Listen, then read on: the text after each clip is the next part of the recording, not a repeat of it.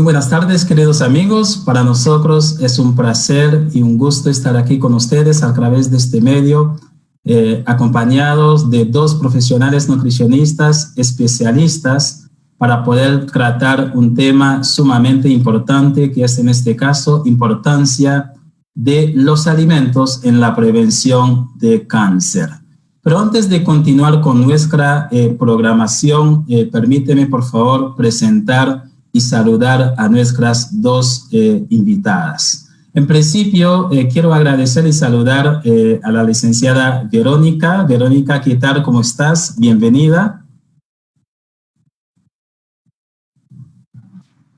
Buenas noches a todos y a todas. Gracias por la invitación y pues espero poder transmitir algo de la información que vamos a debatir en este grupo. Muchísimas gracias, Verónica. Cabe mencionar también que Verónica es licenciada en nutrición humana por la Universidad de Panamá. Ella también es magíster en gestión de proyectos por la Universidad Interamericana de Panamá. Además, tiene una maestría en nutrición por la Universidad Federal de Pernambuco, allá en Brasil, y actualmente ella es estudiante de doctorado en el área de ciencia de la salud con línea de investigación en salud pública y enfermedades crónicas no transmisibles por el Instituto de la Fundación Oswaldo Cruz en Brasil. Pero también tenemos en nuestro medio a la licenciada Juliana. Licenciada, ¿qué tal? ¿Cómo estás? Bienvenida. Buenas tardes, ¿qué tal? Muchas gracias por la invitación. Muchísimas gracias a ti también, Juliana, por aceptar nuestra invitación. Ella es licenciada en nutrición humana por la Universidad Femenina del Sagrado Corazón.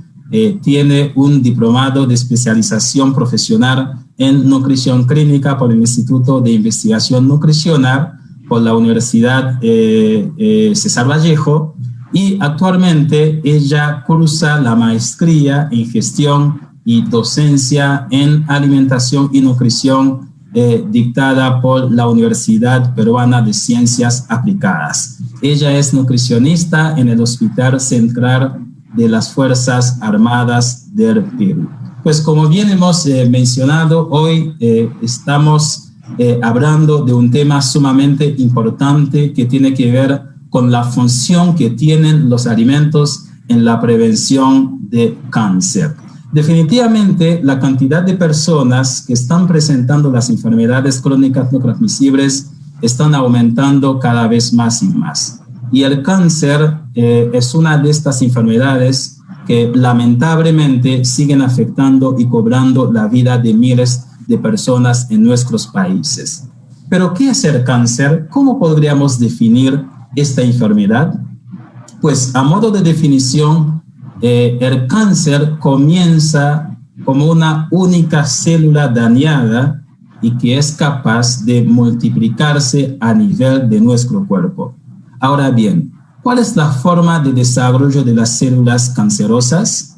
Se sabe que los carcinógenos son aquellas sustancias que facilitan el desarrollo de las células cancerosas y que estos carcinógenos pueden provenir de los alimentos que nosotros consumimos, del aire o incluso pueden estar dentro de nuestro propio cuerpo. Pero la buena noticia es que la mayoría de estos carcinógenos pueden neutralizarse a través del consumo de algunas vitaminas que nosotros podemos encontrar en los alimentos. Sin embargo, es importante también mencionar que el exceso de grasas saturadas en la dieta que nosotros consumimos lamentablemente puede contribuir aumentando la proliferación de estas células cancerosas. Ahora, la cantidad de personas que presentan la enfermedad siguen aumentando y obviamente el Perú, que es uno de los países latinoamericanos, no es ajeno a esta situación.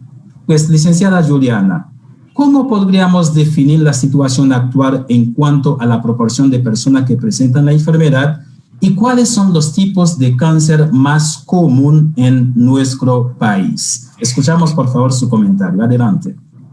Sí, claro. Bueno, estamos más o menos hablando de lo que son las enfermedades neoplásicas. Anual vemos que se dan 150 casos de cada 100.000 habitantes aproximadamente, lo que correspondería a 45.000 nuevos casos por cada año. ¿Esto también a qué se debe? De que muchos de las personas, ¿no? O sea, más o menos es que 7 de cada 10 personas que acuden en búsqueda de atención por cáncer, el diagnóstico se realiza tardíamente, o sea, no hay una cultura de prevención. Si nosotros tuviéramos una cultura preventiva, la situación definitivamente sería otra. Y acá en el Perú los tipos de cáncer que más vemos, bueno, en mujeres es el cáncer de cuello uterino, el cervix, el cáncer de mama y por tercer lugar tenemos lo que es el cáncer de estómago. Mientras que en lo que vendría a ser a los hombres, tenemos en primer lugar lo que es el cáncer de estómago, luego tenemos lo que es el cáncer de próstata, de ahí también está nomás el cáncer de pulmón y por último tenemos el cáncer de colorectal. Definitivamente también vamos a encontrar otros tipos de cáncer porque hay una gran variedad de cánceres. Usualmente el que más conocemos o los que más se publicita y como sabemos este mes es el cáncer de prevención, sobre todo de cáncer de mama, ¿no? Pero existen una gran variedad de cáncer que se pueden ir presentando, unos más conocidos que otros, ¿no? Ok, muchísimas gracias por su respuesta. Gracias. El año pasado, como para poder complementar más o menos lo que usted ha mencionado con respecto a la cantidad de personas o a la proporción de personas en nuestro país que está presentando la enfermedad, el año pasado, el doctor Eduardo Mesa, que es en este caso el jefe del Instituto Nacional de Enfermedades Neoplásicas, en una declaración ha mencionado que el Perú terminaría el año 2019 con alrededor de 66.000 nuevos casos de cáncer. Eso lamentablemente es una situación lamentable, ¿no? Y más allá de ello, él ha mencionado que la cantidad de personas, ¿no? La cantidad de personas que tenían la enfermedad eran unas 150.000 personas y de esa cantidad el 60% correspondía a casos de mujeres que en su mayoría tenían el cáncer de cuello uterino, lo que usted ha mencionado claramente. Y no solamente esas 60% correspondía a personas que tenían cáncer de cuello uterino, sino también a mujeres que presentaban el cáncer de mama. Mientras que el 40%, ¿no? El 40% eran casos de hombres que tenían problemas de cáncer de próstata y también de cáncer a nivel de pulmón. Sin embargo, el doctor a la hora de dar su conferencia de prensa ha avanzado para decir que el cáncer al estómago constituye la principal causa de muerte tanto en mujeres como en hombres en nuestro país. Y de hecho se sabe que el 63% de los pacientes en Lima metropolitana muere dentro del primer año después de haber hecho el diagnóstico. Pues estamos ante una situación muy complicada, una situación definitivamente muy preocupante y muy lamentable. Así como usted lo ha mencionado, es importante tomar las acciones preventivas para poder disminuir la tasa de mortalidad de esta enfermedad. Sí. Ok. Licenciada Verónica, no sé si por ahí usted quisiera comentar algo antes de pasar a la siguiente pregunta. Licenciada Juliana, por ahí alguna acotación, pues los escucho. Bueno, por mi lado, que el tema de como tú mencionabas, sí, como usted mencionaba, de que se ve una mayor incidencia de personas que fallecen por lo que es el cáncer de estómago, es porque también se da una mayor caquexia, ¿no? Lo que viene a ser una anorexia, una desnutrición luego, y eso genera una caquexia. Entonces, el porcentaje de pérdida de peso es mayor definitivamente a que un cáncer de mama, quizás, o que a un cáncer de testículo, entonces, o de próstata. Entonces, como el porcentaje es tan grande, una persona puede llegar a perder 15, 20 kilos cuando está con un cáncer al estómago, si dependiendo también qué tanto se ha sido operado, qué tratamiento está llevando, ¿no? Entonces, por eso es que también el número de personas que fallecen por este tipo específico es mayor, ¿no? Entonces, tenemos que también diferenciar de que quizás el impacto de un cáncer, o sea, por eso es que no puede ser el tratamiento igual, porque cada uno afecta de una manera diferente. Distinto. Ok, muchísimas gracias. Ahora, Verónica, quisiera que por favor tú nos comentas un poco acerca de las causas principales de esta enfermedad que lamentablemente está acabando con la vida de muchas personas. Bien, no existe una sola causa para poder decir o evidenciar esa alta incidencia de cáncer que la licenciada Juliana acaba de mencionar, ya que es un problema, es una enfermedad multicausal, es compleja, ya que existen diversos factores asociados a esta enfermedad. Entonces, principalmente las mutaciones es lo que más se ha estudiado y lo que más se tiene en cuanto a evidencia científica, mutaciones genéticas, pero si vamos al lado de lo que sería los estilos de vida saludables, podemos encontrar el tabaquismo, el exceso de radiación, la exposición a ciertos agrotóxicos, agentes cancerígenos, que lo vamos a hablar un poco más adelante con el tema de la alimentación, los agentes cancerígenos también producidos a través de ciertas enfermedades predispositoras, como es el caso de la obesidad, que también es uno de los principales factores de riesgo para el desarrollo de cáncer, las hormonas también, las inflamaciones crónicas que se dan producto de otras enfermedades como la obesidad, la diabetes, la hipertensión, que son enfermedades crónicas no transmisibles, también productoras pues, que pueden dar origen al cáncer, y otras también que tienen que ver específicamente con los estilos de vida, como mencioné, el tabaquismo es el principal factor de riesgo de estilo de vida asociado a la gran mayoría de los cánceres. De las 10 principales causas de muerte identificadas por la Organización Mundial de la Salud con relación al cáncer, los 10 tipos de cáncer, 5 tienen que ver con el tabaquismo, la mala alimentación y la falta de actividad física. Entonces estamos hablando de una situación que tiene mucho que ver con cómo nosotros estamos gestionando nuestra salud. Cosas que pueden ser prevenibles, por ejemplo, el tabaquismo, la mala alimentación y la falta de actividad física podrían revertir estas enfermedades. Aparte de lo que la licenciada Juliana mencionó en cuanto a las incidencias de los tipos de cáncer, un tipo de cáncer que ha ganado aumento durante los últimos años es el cáncer colorectal. No lo tenemos entre los principales tipos de cáncer de muerte, pero sí ha habido una incidencia muy alta en los últimos años, y es una de las cosas que la investigación científica ha traído a la luz, es el tema de la microbiota bacteriana y su papel importante en el desarrollo pues, y la preservación de nuestra inmunidad, que también lo podemos hablar más adelante. Entonces, hablar de estos tipos de cáncer tiene mucho que ver con dietas que tienen un bajo contenido de fibra, que son altas en grasas saturadas, que por ejemplo no se realizan actividades físicas, la persona no realiza actividad física de manera diaria, hablamos después del sedentarismo y el aparecimiento de otras enfermedades antes del cáncer, como sería la diabetes, la obesidad, la hipertensión. Y el consumo de alcohol tampoco lo podemos dejar de lado, que es la droga lícita, entre aspas, más consumida, es una droga. Entonces tenemos que entender que políticas públicas para frenar este aumento de la incidencia de cáncer es una tarea de todos. No es una cuestión que solamente es deber del Estado, sino de la sociedad civil, de la academia, de las escuelas. Entonces tenemos un papel importante para frenar esta carga de enfermedades y una de ellas pues el cáncer. Entonces, por mi parte pues quería informar esto por el momento.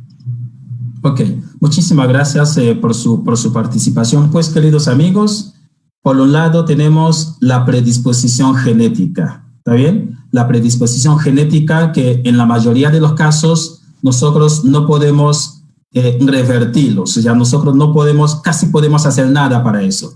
Sin embargo, por otro lado, tenemos también otros factores de riesgo que tienen mucho que ver con el estilo de vida, ¿no es cierto? Y cuando hablamos del estilo de vida, queremos hablar también acerca del tipo de alimentación que yo adopto como personas. De mis hábitos alimenticios, de eso depende de que desarrolle o no esa enfermedad que lamentablemente es fatal para muchas vidas. Así que lo que la licenciada está recomendándonos es que nosotros, la forma en que podríamos combatir esta enfermedad es, yo diría, atacando, ¿no?, los factores de riesgo que nosotros podemos manejar, los factores de riesgo que están bajo nuestro control, como por ejemplo la alimentación, el sobrepeso, la obesidad, la prevención de diabetes, la prevención de otras enfermedades que también son constituidas como factores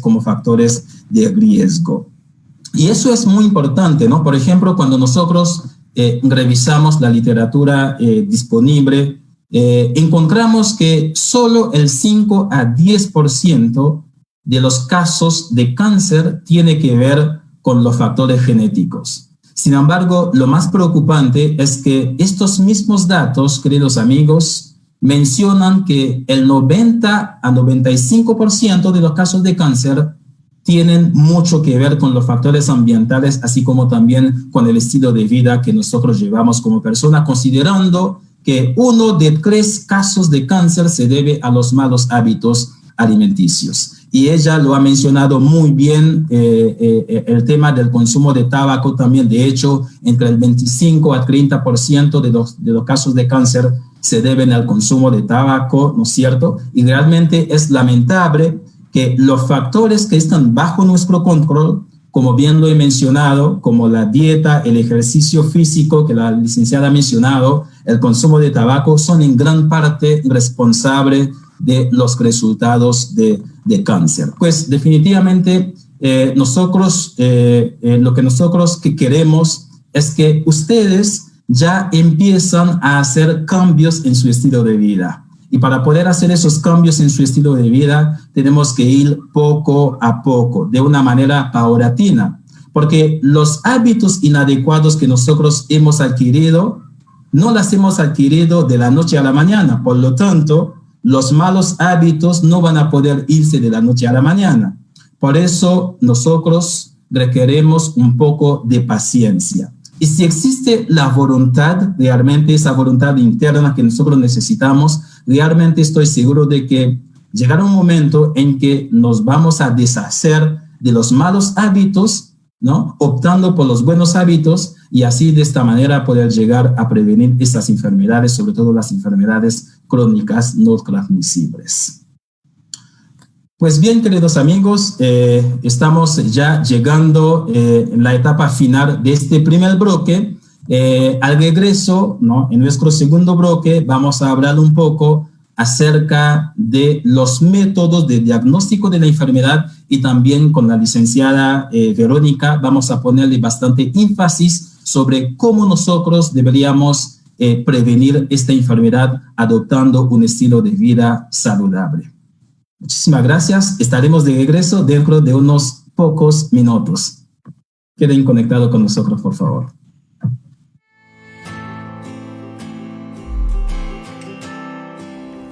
Bienvenidos a la Facultad de Ciencias de la Salud de la Universidad Peruana Unión, una universidad con licenciamiento institucional. Nuestras carreras de Enfermería, Nutrición Humana, Psicología y Medicina Humana cuentan con docentes altamente calificados que brindarán un acompañamiento exclusivo y te ayudarán a convertirte en un profesional que marque la diferencia en la sociedad y en el mundo. Formamos profesionales con espíritu de servicio y conocimientos científicos en el cuidado de la salud física y mental, mejorando la calidad de vida de la población, diseñando y ejecutando trabajos de investigación a favor de la salud. Nuestros 14 laboratorios especializados y el Centro de Simulación Clínica te ayudarán en la práctica profesional de tu vocación. Educación que trasciende para una generación que hace la diferencia.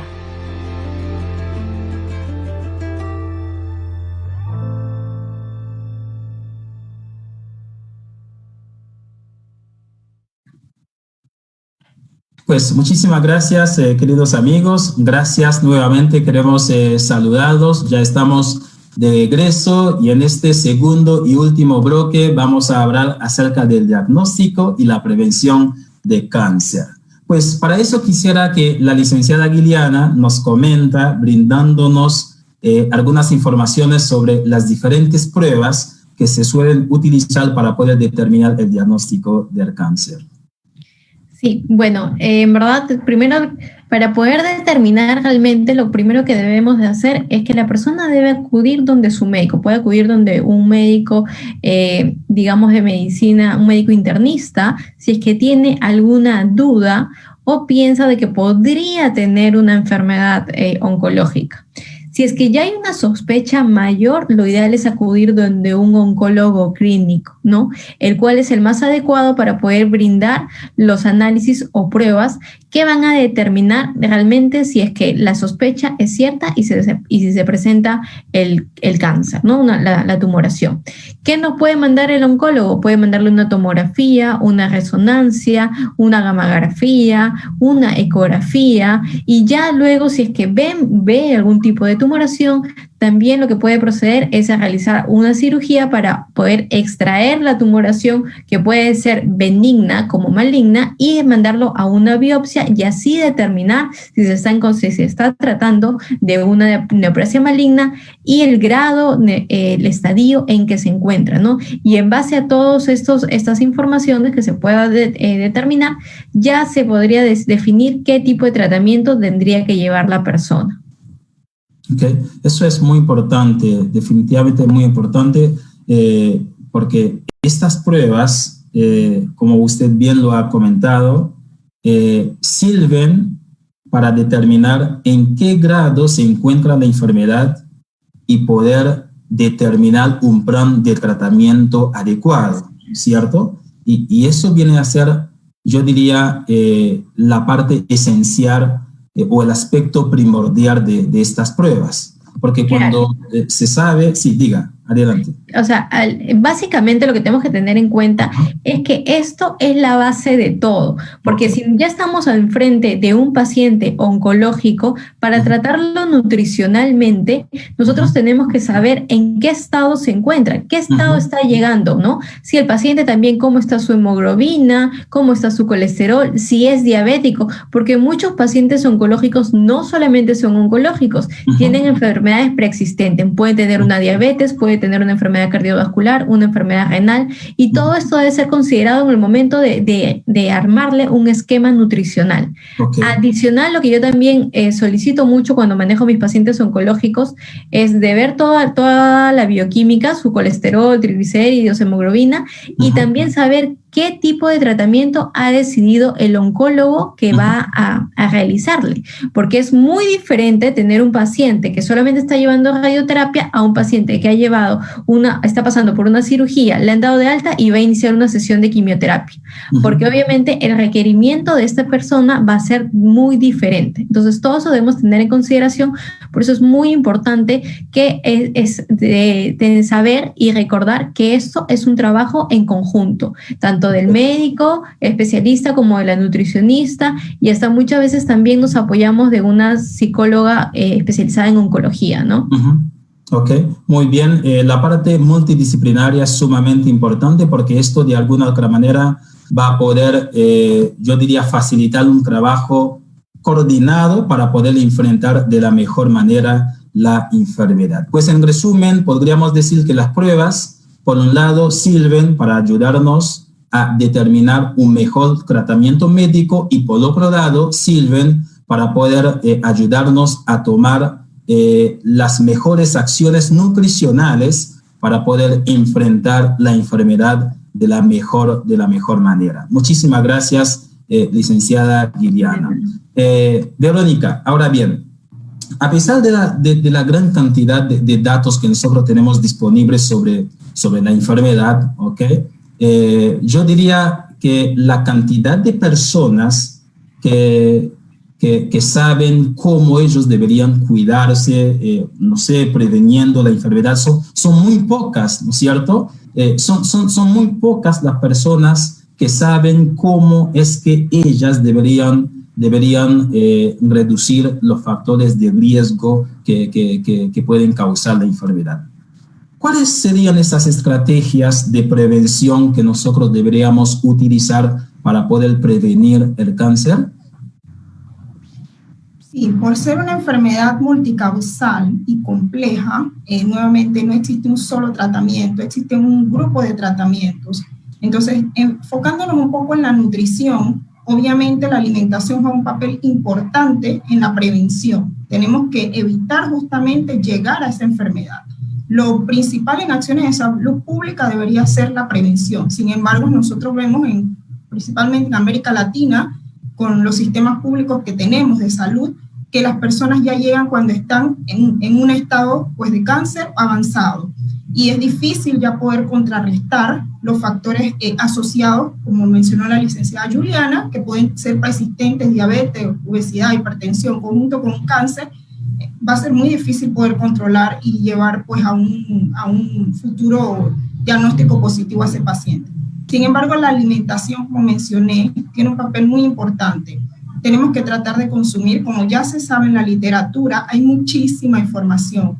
Y aparte de ese exceso de información, también tenemos otros medios de información que no son científicos. Tenemos las medias, las redes sociales. Entonces, ese bombardeo constante de información creo que ha dificultado un poco que las personas puedan tener una información verídica de qué hacer y qué no hacer. Entonces, lo primordial es, primero, consultar a un experto, un médico, nutricionista, un especialista del área, que pueda darles una orientación basada en evidencia científica y con bases que son reales. Eso yo creo que sería la primera estrategia en el tema de la alimentación, porque ahora tenemos muchísima información en cuanto a alimentación, pero muchas veces esa información no es real, no es verídica. Entonces, lo primordial pienso que en el tema de alimentación sería eso. Considero que obviamente el consumo de vegetales, de frutas, de especias, disminución del consumo pues, de carnes gordurosas, saturosas, principalmente las carnes rojas, si hablamos eso en términos dietéticos. Sin embargo, tenemos también que enfocar, porque aquí estamos en un webinar para estudiantes del área de nutrición, que la nutrición, ella surgió como un apoyo después de la Segunda Guerra Mundial, justamente ¿por qué? Porque estábamos basados y enfocados en el tema de los nutrientes solamente. Tenemos que ir un poco más allá. Tenemos que ver cuáles son los patrones de alimentación de la población, porque muchas de estas enfermedades, principalmente el cáncer, basado principalmente en la mala alimentación, tiene su origen en la introducción de ciertos alimentos, vamos a decir alimentos, yo diría productos, ultraprocesados o procesados o alimentos que no forman parte de nuestro patrón alimentario. Por ejemplo, hace 500 años atrás, ¿cómo era que nuestros ancestrales se alimentaban? Entonces, eso se ha ido perdiendo. Yo tengo la plena seguridad que en Perú hay alimentos que forman parte del patrón tradicional de las poblaciones, como los hay aquí en Brasil, los hay en Panamá, los hay en todos los países. Entonces, tenemos que tener un rescate de esos patrones de alimentación que se han perdido para justamente poder evitar que esos otros alimentos que realmente tienen su interés es más de vender el alimento como mercadería en vez del alimento como algo que nos va a nutrir, que nos va a fortalecer nuestro organismo. Entonces, y ahí entra también el tema de los agrotóxicos. Por ejemplo, Brasil, el país donde yo me encuentro, es el mayor productor de agrotóxicos del mundo. Y el tóxicos que son colocados en los alimentos para evitar que las plagas pues, puedan consumir los productos de la agricultura, también ha tenido un aumento en los temas de cáncer que tienen que ver principalmente con los cánceres gastrointestinales. Entonces yo creo que en el tema de salud pública, mirando en el tema de la alimentación, yo tengo la plena certeza que las personas saben qué comer. Las personas saben que tienen que comer aumento de fibra, tienen que comer frutas, tienen que disminuir las grasas, pero estamos como focándonos solamente en nutrientes. Tenemos que enfocarnos en el plato de la alimentación, en las guías alimentarias de cada país y traer ese rescate. Con relación a las otras cosas que nosotros podemos hacer para evitar pues llegar a un estado de cáncer en manera de prevención y salud pública, sería el aumento de la actividad física, que también es otra de las cosas que se hace muy difícil, porque si lo ponemos en la realidad, vivimos en lugares donde a veces la violencia, el ritmo de vida que llevamos, entre paréntesis, la falta de tiempo también. Por ejemplo, ahora estamos en un confinamiento, estamos en una pandemia, entonces se nos hace más difícil poder practicar tal vez actividades al aire libre, pero tenemos que buscar estrategias, porque la actividad física también tiene un factor importante en la disminución y el aparecimiento pues, del cáncer. Otra de las cosas sería la respiración y el descanso, la energía también que viene a través del sol. Hay estudios, por ejemplo, muy antiguos que hablan pues, de la importancia de la energía solar, de la vitamina D, y una de las cosas que actualmente se está trabajando mucho y que la Organización Panamericana de la Salud viene enfocando es el control del estrés y el control mental, porque también el estrés, existe literatura científica que habla su asociación, aumento de estrés con cáncer, con el aumento de las células cancerígenas. Entonces como digo, es multicausal y no existe un solo instrumento. Decir que la alimentación va a controlar el crecimiento de cáncer, yo estaría errada y soy nutricionista. Es una serie de conjunto de estrategias que pueden llevarnos pues, a tener una disminución de esa incidencia. Otra de las cosas, pues la vigilancia oportuna, que es un tema que tiene que ver mucho con la salud pública, y también pues el control el aumento de esas enfermedades preexistentes que mencioné, como la diabetes, la hipertensión. Por ejemplo, nosotros frenando o disminuyendo la carga de malnutrición o la obesidad en sí, estaríamos disminuyendo una incidencia de cáncer. Entonces tenemos también que no enfocarnos solamente en el cáncer en sí, sino ver el tema de la prevención. Creo que eso es importante pues en el área donde yo estoy, que es el área de la evitar justamente que las personas lleguen a un estadio de cáncer. Muchísimas gracias, Verónica. Realmente tú nos has abierto el panorama, porque definitivamente la enfermedad, las causas son multifactoriales, ¿no es cierto? Y para abordar la parte preventiva también se tiene que abordar diversos factores, ¿no? Desde la alimentación, el sedentarismo, la luz solar que nos proporciona justamente la vitamina D que se necesita, el control de estrés, y sabemos también cómo es que el estrés puede aumentar la concentración de los radicales libres, lo cual a su vez puede aumentar el riesgo de presentar el cáncer. Pues son toda una serie de causas que nosotros tenemos que, yo diría, atacar para poder prevenir esta enfermedad, ¿no es cierto? Ahora bien, licenciada Juliana, el chequeo preventivo, ¿en qué podría ayudar a las personas a poder prevenir esta enfermedad? El chequeo preventivo nos va a ayudar primero a saber cómo nos encontramos, como lo dije, ¿no? También como mencionó la doctora Verónica, son varios factores que están influenciando, uno de ellos también, no solamente el tema genético, sino el tema de la alimentación, el sedentarismo, ¿no? Entonces, a veces las personas, sobre todo en esta pandemia, creo que a muchos les está pasando, de que iniciaron la pandemia con un peso y ya van por muchos kilos por encima del que iniciaron, ¿no? Entonces, con algo tan simple es que podemos darnos cuenta cómo, si no tenemos un control de nuestro organismo, cómo puede, sin darnos cuenta, sin ser conscientes quizás, cómo puede ir afectando a nuestro cuerpo. Es igual internamente. Entonces, si nosotros vamos y tenemos la cultura preventiva, nos hacemos un chequeo, podemos quizás determinar de que tenemos ya una célula sospechosa.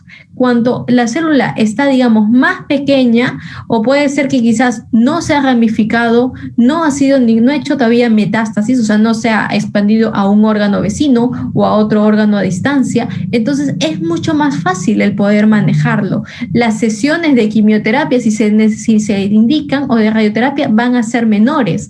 El tema de los fármacos no van a ser tan fuertes, pero si dejamos pasar el tiempo y no tenemos esa cultura, el trabajo va a ser mayor, ¿no? Por eso es que es muy importante que nosotros seamos conscientes. No tenemos que esperar, es igual como en todo, no debemos esperar estar mal para poder acudir a un hospital o a una clínica. Nosotros tenemos que quitarnos esa idea. Nosotros pensamos, si ya estoy enfermo, si estoy con fiebre, estoy en escalofrío, recién voy a emergencia.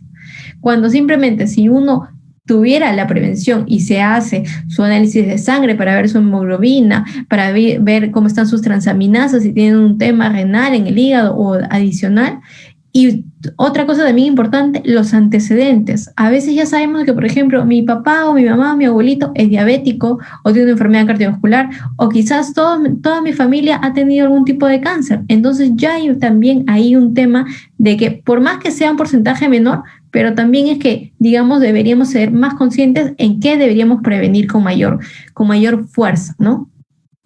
Muy bien, licenciada, muchas gracias, pero hay un tema que me preocupa un poco, ¿no? Me pongo a pensar y digo, bueno, en esta situación actual que estamos viviendo, hay que reconocer también, licenciada, que hay muchas personas que han dejado de ir a sus chequeos, o sea, obviamente por el miedo de contagiarse. Ahora, ¿cómo podríamos manejar o qué consejos tiene usted para esas personas? Sí, bueno, definitivamente, si es que estamos hablando de pacientes oncológicos, yo en verdad a mis pacientes les digo de que si no es alguna emergencia o si no es por sus quimios o algo así muy importante, que no salgan de casa, porque ellos ya tienen el sistema inmune debilitado. Entonces ya ese es un factor en contra, sobre todo en esta pandemia que estamos viviendo. Si estamos hablando de, queremos prevenir otro tipo de enfermedades, diabetes, triglicéridos elevados, un colesterol elevado, lo que tenemos que tener en cuenta es la alimentación que estamos llevando en casa. ¿Cómo la iniciamos? Desde que nosotros organizamos la lista de compras, porque muchas veces con solamente ya saber que vamos a ir al súper a comprar, ya estamos ahí tomando la decisión de cosas saludables o no saludables en nuestra semana o en nuestro mes. Si nosotros vamos al supermercado o al mercado sin saber qué comprar, vamos a ver algo se nos va a antojar y vamos a terminar poniendo galletas o bebidas gasificadas que al final, por más de que se diga, muchas personas dicen voy a tener por si es que alguien llega y tengo que invitarle. Eso es mentira, al final se lo terminan comiendo y va a ser algo perjudicial en su dieta. Entonces lo ideal es tener una buena planificación y también considerar los miembros de la familia. Si en casa hay niños pequeños, también no voy a llevar mayor cantidad de dulces, sino necesito alimentos de que la van a ayudar a nutrir y ya que crezcan más. Si hay personas de la tercera edad, necesito llevar alimentos que sean fáciles de digerir y también preparaciones que sean mucho más fáciles también para ellos para masticar. Tengo que tener todas esas consideraciones como para poder hacer algo que se adecue a todos, ¿no? Entonces, ¿qué otras cosas puede incluir? Lo que es el consumo de ensaladas, porque mucho dejamos de lado, ¿no? Como la doctora comentó, el índice de cáncer colorectal es por una carencia de lo que es el aporte de fibra. Entonces no hay la costumbre de incluir lo que son verduras, salvo por ahí algún guiso que se le pone un poco de zanahoria, tomate y ya las personas lo están considerando como que tuvo su dosis de verduras y en realidad es muy poco. Nosotros debemos incluir ensaladas, debemos de tener una gran variedad, como también debemos de tener la costumbre de comer las frutas. Y no solamente frutas en jugos, porque ahí ya estamos perdiendo varios nutrientes, varias fibras. Necesitamos de incluirla de una manera natural. No debemos crearnos ese hábito. Otro tema que también es muy importante y yo resalto bastante también en mis pacientes oncológicos como los que todavía no están con ningún proceso oncológico de manera preventiva, es el tema de la hidratación. ¿Por qué? Porque nosotros solamente acudimos a tomar agua cuando ya tenemos esa sensación de sed. Y eso quiere decir que nuestro cuerpo ya se encuentra deshidratado. Nosotros debemos tener la costumbre y el hábito de ir tomando durante todo el día líquido. No necesariamente agua. Hay personas que me pueden decir, licenciada, a mí no me gusta el agua. Ok, pero podemos tener unas bebidas naturales, aguas saborizadas, ¿no? Ahora podemos poner en una jarrita de agua, podemos poner rodajas de naranja y ya le da el sabor, o quizás unos arándanos para que también suelte ese sabor y ya sea algo variado. Pero es muy importante tener el tema de la hidratación y también otra cosa que les recomiendo que hay que cuidar es las preparaciones. Es muy diferente comer un pescado frito a comer un pescado tipo sudado o a la plancha o tipo vapor. Entonces la preparación también va a ser muy importante porque yo puedo tener el mejor pescado muy rico en omega, pero si ya lo empanizo bien y lo hago crispy tipo con bastante grasa, entonces ya estoy haciendo que el beneficio no sea al 100%, sino realmente al final me puede terminar perjudicando. Entonces es muy importante cómo preparamos nuestros alimentos. Muy bien, muchísimas gracias. Ahí usted ha tocado un tema sumamente importante, la forma de preparación. Por ejemplo, no es lo mismo consumir las verduras en ensaladas que consumirlas en sopas, ¿de acuerdo? Muy bien. Ahora, otro tema que nosotros deberíamos tocar antes de terminar con nuestra programación de hoy. Sabemos que la alimentación, y ustedes dos lo han recalcado muy bien, la alimentación es un aspecto, yo diría, fundamental, ¿cierto? Fundamental tanto durante, así como también después del tratamiento de cáncer. Licenciada Guiriana, ¿podría por favor comentarnos cuáles son los beneficios de una alimentación adecuada durante y después del tratamiento de la enfermedad? Sobre todo, sabemos que cuando la persona está recibiendo la quimioterapia, ¿no es cierto? Por ahí puede haber algunos riesgos de deficiencias nutricionales. Pues, ¿cómo es que nosotros deberíamos manejar esos asuntos para poder evitar desnutrición, lo cual obviamente podría agravar la situación patológica del paciente? Sí, bueno, debemos saber que primero que la quimioterapia es un fármaco que va a llegar a todo nuestro cuerpo, ¿no? Entonces, si bien está destinado para poder combatir lo que es el cáncer, pero va a todo nuestro cuerpo, por eso que las consecuencias son mayores, ¿no? Los síntomas que se pueden ir presentando. La dieta va a ser dependiendo de la sintomatología que se presenta.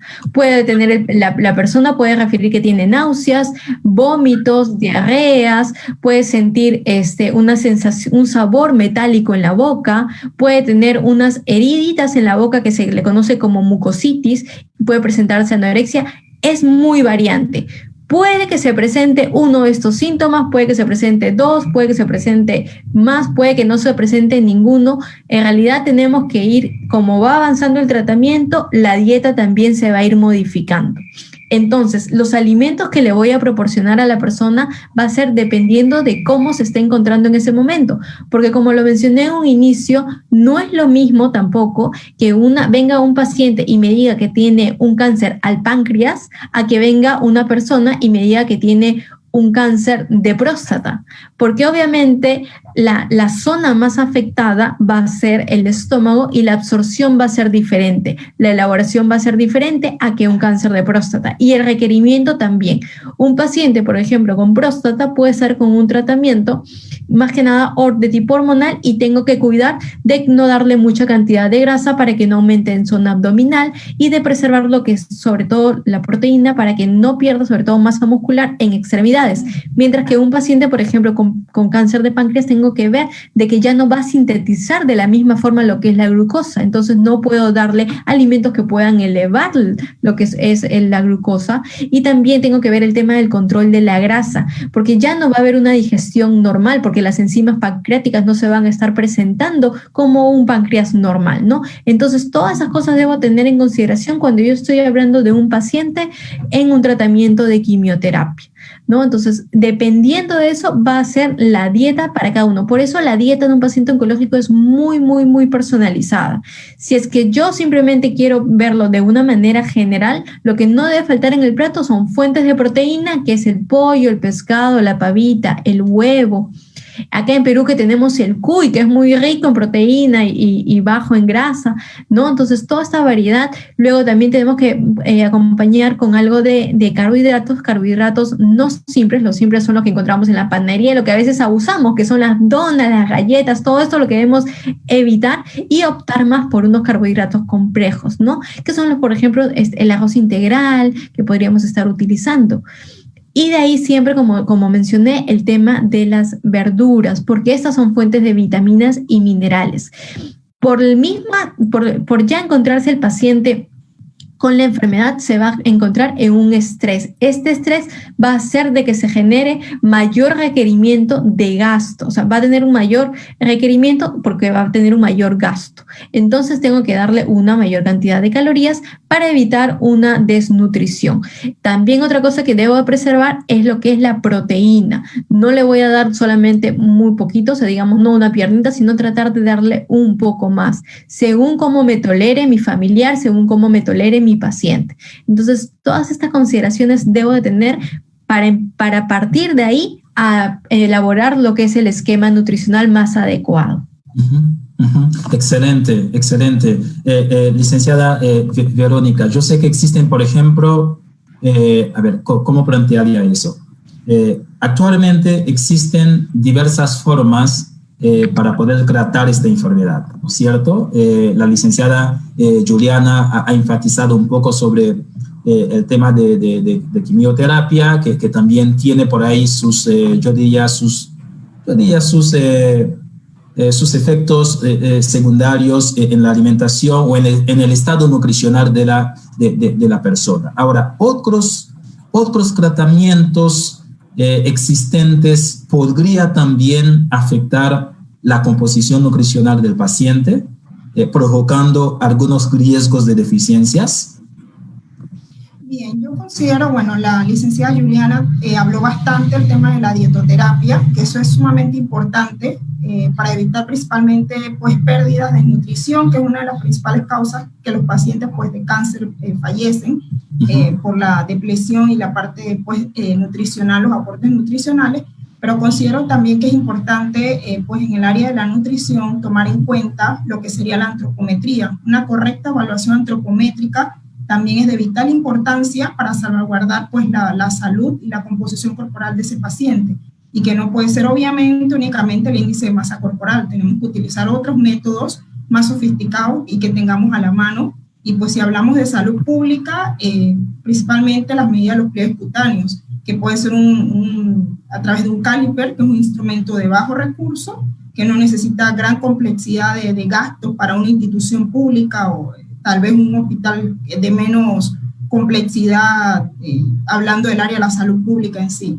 Entonces considero que aparte de la dietoterapia, que la profesora Juliana, la licenciada Juliana habló excelente, pienso que esa parte de la evaluación antropométrica, tanto por el personal de nutrición como también esa adoptación por parte del médico, el cálculo correcto, por ejemplo, no sé en Perú, pero aquí en Brasil los nutricionistas, ellos tienen la potestad de poder tomar las decisiones nutricionales de sus pacientes con cáncer. En cambio, en Panamá no. Un nutricionista en Panamá no tiene la potestad de poder hacer los requerimientos calóricos de sus pacientes. Es solamente potestad del médico. Entonces el nutricionista puede hacer los cálculos, pero eso depende si el médico quiere o no aceptar ese cálculo, esos requerimientos calóricos. Porque uno en Panamá, por ejemplo, hace la evaluación antropométrica, realiza los cálculos nutricionales del paciente con cáncer y se le envía para el médico, pero si el médico no está de acuerdo, pues no se realiza.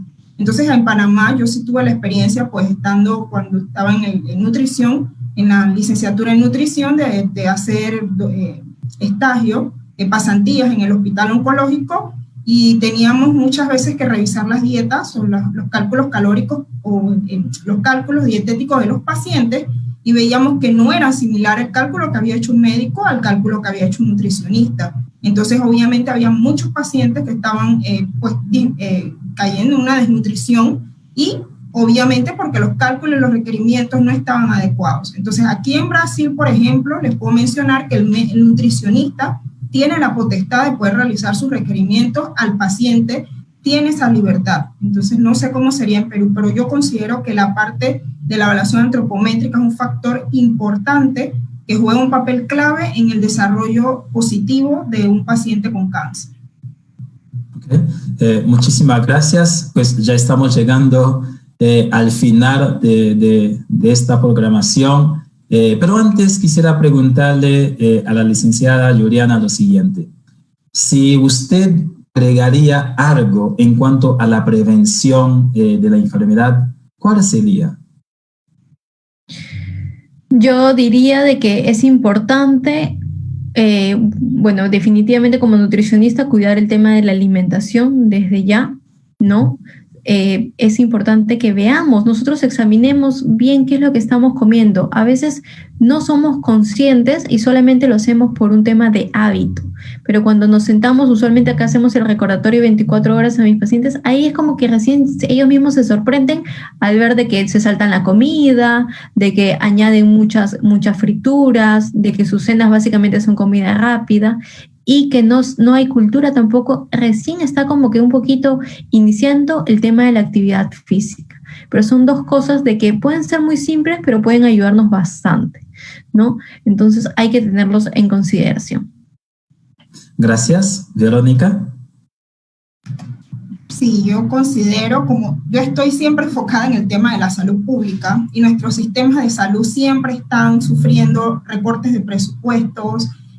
Por ejemplo, tanto en Panamá como en Brasil, los grandes hospitales que tienen y tratan el tema de la oncología son públicos, no son hospitales en su mayoría privados. Entonces contamos con un recurso humano que está cansado, que está desgastado, que trabaja muchas veces con deficiencia de personal en el área de nutrición, en el área en general.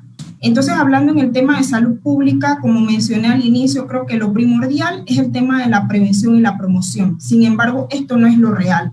Nosotros vemos que todos los años tenemos el mes de la cinta rosada, tenemos el mes de la cinta azul, tenemos la cinta morada, tenemos todas las cintas habidas y por haber, para dar esa conciencia e incentivar a las personas en el tema de la promoción y la prevención. Pero lo que vemos es un aumento de las incidencias todos los años. Entonces yo creo que tenemos que irnos a buscar resultados y a buscar lista, principalmente enfocándonos en la parte económica, en los estratos sociales en donde está la mayor incidencia de estas enfermedades, los grupos étnicos. O sea, tenemos que hacer un análisis que no solamente tiene que ver con ver a la persona como un porcentaje más, como una estadística más.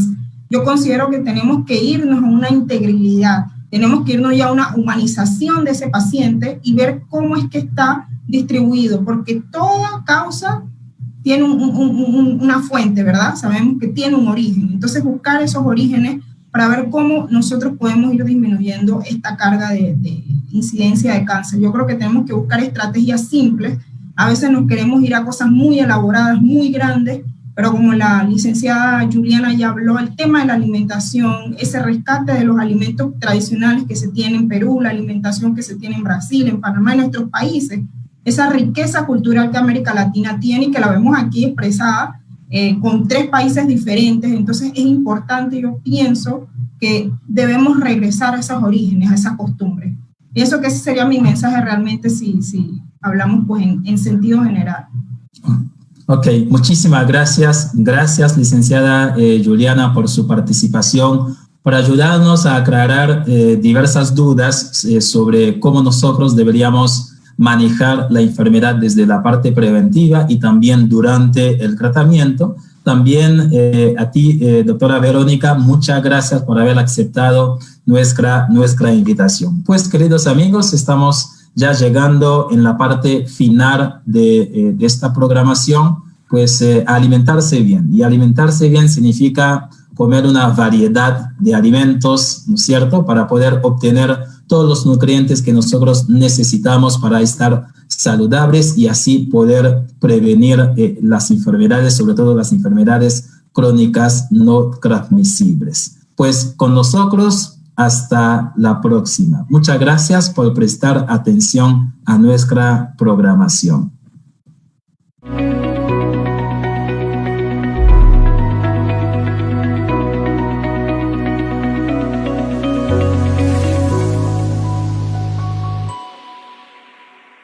No tiene sonido.